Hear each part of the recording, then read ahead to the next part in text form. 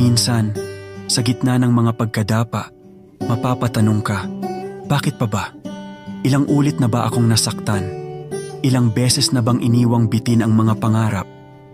Ilang gabi na ba akong nag-aabang sa wala, umaasa na sa dulo, may magmamahal sa akin ng buo? Pero alam mo, kahit ilang beses na akong nahulog, ilang ulit mang bumalik sa simula, hindi ko kayang talikuran ang pag-ibig.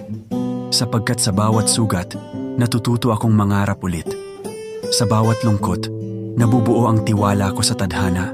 Bawat pagtanggi, bawat paalam, bawat pangakong hindi tinupad, akala ko dati sapat na yun para tumigil ako.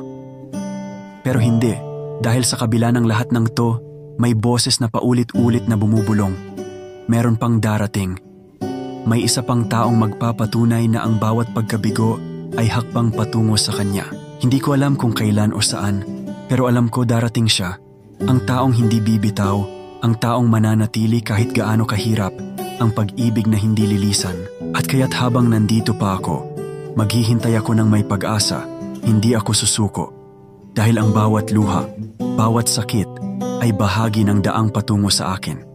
Sa taong para sa akin. Kaya't sa bawat pagkatalo, tatayo akong muli. Dahil sa huli, alam kong mananalo ako. Hindi ako nagmamadali, sapagkat ang tunay na pag-ibig ay hindi minamadali. At kahit ilang ulit pa akong mabigo, patuloy akong maniniwala. Ang pag-ibig na para sa akin ay hindi kailanman mawawala.